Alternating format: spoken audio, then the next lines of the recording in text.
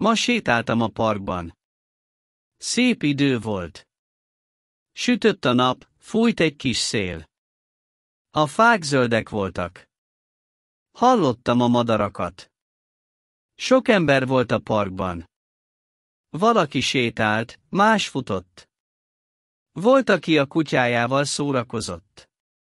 Leültem egy padra. Néztem az embereket. Egy kisfiú labdázott. Egy néni etette a madarakat. Csend volt és nyugalom. Jó érzés volt ott lenni. A végén vettem egy fagyit. Aztán hazamentem. Jó nap volt.